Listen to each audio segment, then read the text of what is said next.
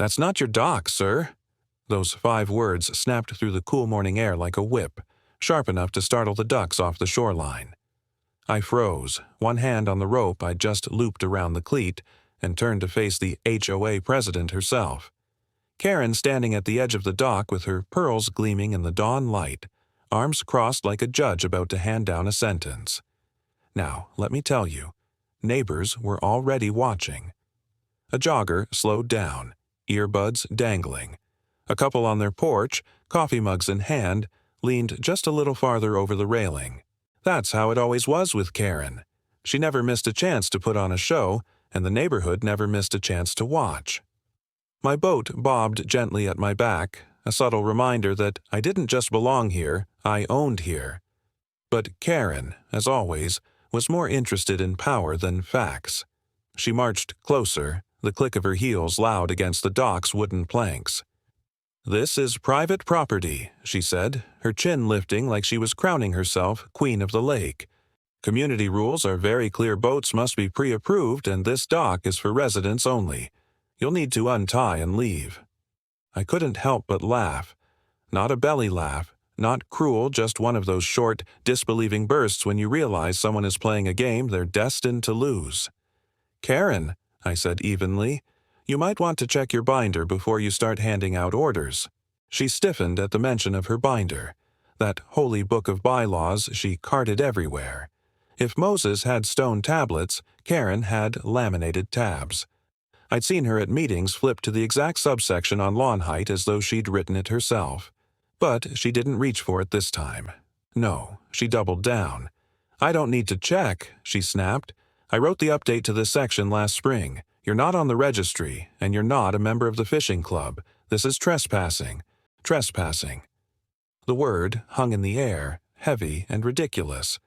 My hands tightened on the rope, not in anger, but to steady myself. Because the truth, the part Karen had no clue about, was that the registry she loved so much stopped at the shoreline. Everything past that point, from the rippling surface to the deepest catfish hole, belonged to me. Not figuratively, not metaphorically. My family held the deed to the lake itself, signed and recorded in the county records before this subdivision ever existed. But this wasn't the moment to drop that bomb. Not yet. "I'm going to pretend," I said slowly, "that you don't realize who you're talking to."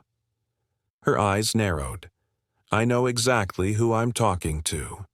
You're the man who moved into that gray house on the hill, and I'll tell you the same thing I'd tell anyone. The HOA doesn't allow boats over 18 feet, and you can't just waltz onto this dock without clearance." Behind her, the jogger had stopped outright, pretending to stretch just so he could eavesdrop. The couple with the mugs whispered, trying to act like they weren't grinning. This was better than cable television. Karen stepped closer, lowering her voice so only I could hear. "We have standards here. If you want to fit in, you should respect that." Ah, there it was, the velvet threat, wrapped in pearls and protocol. Respect, in Karen's dictionary, meant obedience. It meant folding yourself into her rules until you disappeared. But me? I'd spent too long watching people like her mistake confidence for authority. "I'll keep that in mind," I told her, my voice calm, my eyes locked on hers. Then, without waiting for permission, I finished tying off the rope, dusted my hands, and sat on the edge of the dock like I had all the time in the world. Karen's face flushed pink. She pulled herself up to her full height, scanning the little audience she'd accidentally gathered. I could see it in her eyes. She was weighing whether to make a bigger scene or retreat to fight another day. Predictably, she chose the bigger scene. "I'll be filing a violation notice," she announced loudly, voice carrying over the water. "Effective immediately. This community will not tolerate rule breakers no matter how entitled they feel." The jogger shook his head. The couple chuckled into their mugs. And me? I leaned back, the sun warming my shoulders, the smell of lake water filling my lungs, and thought, this woman just declared war without realizing she's standing on my battlefield. Because here's the thing, Karen didn't know yet. This wasn't about me bending her rules. This was about her trying to claim dominion over something she had no right to touch. She thought she was scolding a neighbor. In reality, she was challenging the owner of the very lake her fishing club depended on, and I was more than willing to let her walk right into that trap. By the time she spun on her heel and stormed back toward the clubhouse, pearls flashing in the sunlight, I already knew the next HOA meeting was going to be one for the history books. The violation notice she was so proud to write? I planned to frame it on my wall as the opening shot of a battle she could never win. What she didn't realize was that her little performance on the dock had just guaranteed her humiliation in the boardroom.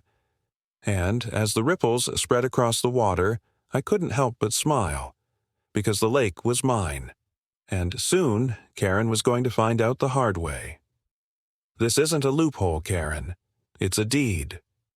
The room went so quiet you could hear the faint hum of the fluorescent lights overhead. Her binder, thick, color-coded, bristling with sticky notes, was frozen mid-air, halfway open like she'd been caught with her mouth full. And in my hands, resting squarely on the folding table, was the century-old document that carried more weight than every laminated bylaw she'd ever highlighted. Now, let me back up for a second, because Karen didn't just arrive at this meeting. She stormed in. She made sure every heel strike echoed across the linoleum floor like a battle drum.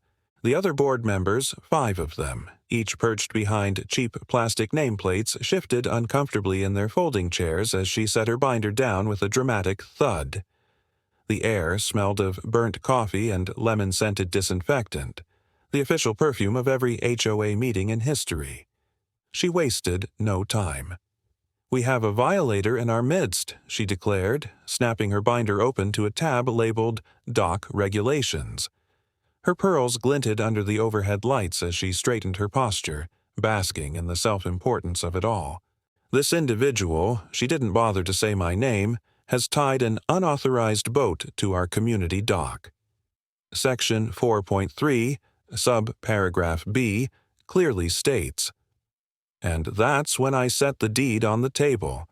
It landed with less noise than her binder, but more gravity.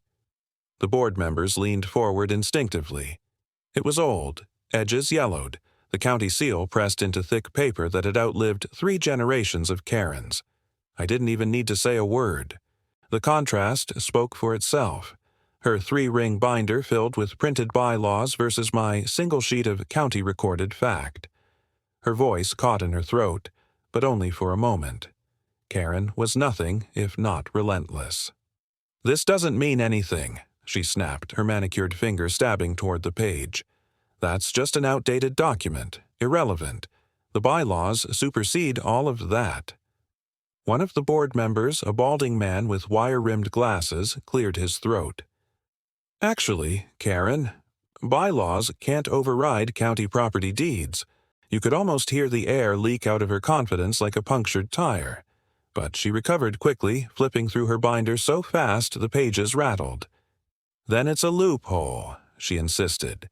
"A technicality. This gentleman is exploiting a dusty old document to undermine the order of this community." Order. That was her favorite word, the cornerstone of her suburban kingdom. She said it like she was defending civilization itself from crumbling, as though my boat tied to that dock was the first domino in the apocalypse. I leaned back in my chair, watching her dig her own hole deeper. "A loophole," I repeated, raising an eyebrow. "Owning something isn't a loophole. It's ownership. And last time I checked, your fishing club's community asset sits squarely on my water." That one hit home. The boardroom went still again. Except this time it wasn't fluorescent hum filling the silence, it was tension. Real, palpable, sweat under the collar tension. Karen's face flushed a shade that matched her red leather binder. "This is outrageous," she hissed. "We can't let one man hijack resources meant for everyone. If we allow this, what's next? Will you start charging us rent for sunsets?" I smiled, just enough to unnerve her. "That depends. Do you plan to file a violation against the horizon, too?" A muffled laugh escaped one of the younger board members, a woman who immediately covered it with a cough. Karen shot her a glare sharp enough to slice through drywall. The poor woman shrank back in her chair, eyes darting anywhere but at Karen's pearls. The mini-climax hit right there, in the shifting loyalties I could see in their faces. They'd followed Karen's lead for years, too afraid to cross her. But now they were realizing the Queen had no claim to the crown jewels she'd been bragging about. Karen, of course, wasn't ready to admit defeat. She slammed her binder shut, the echo bouncing around the sterile walls. "We'll revisit this," she said through clenched teeth. "The board will not be bullied into surrendering community property because of one man's technical paperwork." I gathered the deed, sliding it back into its folder with deliberate calm. "Call it what you want, Karen. I'll be at the lake tomorrow morning. If anyone has a problem with that, I suggest you bring more than a binder." And with that, I stood. The scraping of my chair legs against the floor sounded final, decisive. I could feel every eye on me as I walked toward the door, the deed tucked under my arm like a shield and sword in one. But just before I reached the exit, I paused, turned back, met Karen's eyes across the folding tables. "You wanted a fight," I told her, voice low but carrying. "Now you've got one." Her lips curled into something between a smirk and a snarl. "Careful," she said softly, almost like a threat. "You have no idea how far I'm willing to go." And that, right there, was the moment I knew this wasn't ending in a boardroom. This war was moving to the water's edge. "Per county order, you are hereby evicted from the lake." The words hit like a thunderclap, loud enough to stop the sizzle of burgers mid-grill.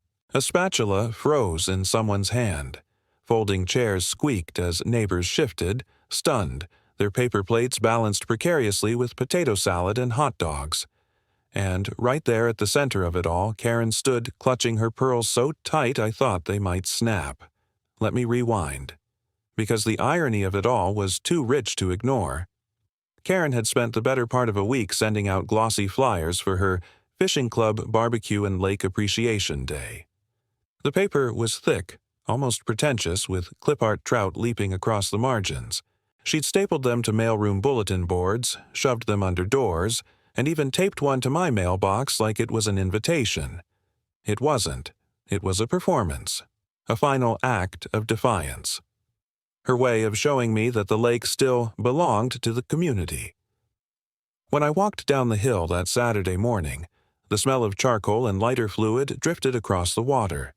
The dock was dressed up with streamers, red and blue coolers lined up like soldiers, and folding tables groaning under piles of buns and condiments. The sound of laughter and clinking soda cans carried on the breeze. From a distance, it looked like any other cheerful suburban gathering. But the closer I got, the more I noticed the edge in people's voices, the way their eyes darted toward me like they were waiting for a showdown. Karen spotted me immediately. Her smile was all teeth, the kind you wear when you're about to scold a toddler. "Well, well," she called out over the chatter. "Look who decided to join us. Careful, sir. Wouldn't want you trespassing again." I could have fired back. I could have pointed out the ridiculousness of hosting a Lake Appreciation Day on land she didn't control. But instead, I simply stepped aside, gestured toward the county official at my shoulder, and said, "Karen, this is Mr. Alvarez from the Property Division. He's here with some paperwork you'll want to see." The air went brittle. You could feel it like the second before a storm breaks. Alvarez, a man with the calm patience of someone who's delivered bad news 1,000 times, opened his folder. His voice was steady, official. "Per county order, the Homeowners Association has no legal right to access, use, or regulate activities on this body of water. Effective immediately, the HOA is barred from hosting events, storing equipment, or engaging in any organized activities on the lake." That was the mic drop. And, believe me, it landed. The board members, those loyal soldiers who usually flanked Karen, suddenly looked like kids caught cheating on a test. One man in a polo shirt muttered, "You've got to be kidding me." Another stared down at his paper plate like it held the answers. Slowly, painfully, they began folding up chairs, dragging coolers away, stacking half-empty chip bags back into cardboard boxes. The sound of collapsing metal frames echoed like defeat. Karen, however, wasn't ready to sink. She marched toward Alvarez, her binder clutched under her arm like a shield. "This can't be legal," she insisted. "Our bylaws grant us stewardship of shared community resources. That lake is the heart of this neighborhood." Alvarez didn't even flinch. "Ma'am, the bylaws stop at the shoreline. The deed is clear." Her face turned a shade I'd only ever seen in overcooked lobster. "This is theft," she spat, turning her fury toward me. "You're stealing from families who built their lives around this water. How dare you?" "Karen," I interrupted softly, "you're the one who built a fishing club on property you didn't own. You tried to write me up for using my own dock. If anyone's been stealing, it wasn't me." That landed harder than I expected. A murmur rippled through the crowd. Someone whispered, "Wait, he owns the lake?" Another neighbor, shaking his head, said under his breath, "She never mentioned that part." And there it was, the shift. The board members who had clung to her authority now looked at her like she was radioactive. The neighbors she counted on to cheer her on were stepping back, distancing themselves, realizing her power had limits. But Karen, Karen wasn't built for surrender. She straightened her shoulders, pearls trembling against her neck. "This isn't over," she declared, voice trembling with rage. "You may have won this round, but mark my words, there are ways to fight back. I will not let one man undo years of community progress." Alvarez closed his folder with finality. "Ma'am, the county will enforce this order. I suggest you respect it." The grill hissed as someone doused the coals with water, steam curling into the crisp afternoon air. The banners drooped in the breeze, their cheerful slogans, "Proud to fish together," suddenly looking like punchlines. One by one, the crowd thinned, coolers rolled away, and the lawn that had been set for a party became a battlefield abandoned. I stayed where I was, arms crossed, watching the slow retreat. My boat rocked gently against the dock, a quiet reminder of who really held the anchor. Karen lingered, of course. She always did. She stood at the water's edge, pearls clenched in her fist, eyes locked on me with a fury that could have boiled the lake dry. "This isn't over," she repeated, softer this time, more dangerous for it. Then she turned and walked away, heels digging into the grass with each furious step. And as the last chair clattered shut, as the last cooler lid snapped closed, I realized something. The eviction wasn't the end. It was only the beginning of whatever Karen had planned next.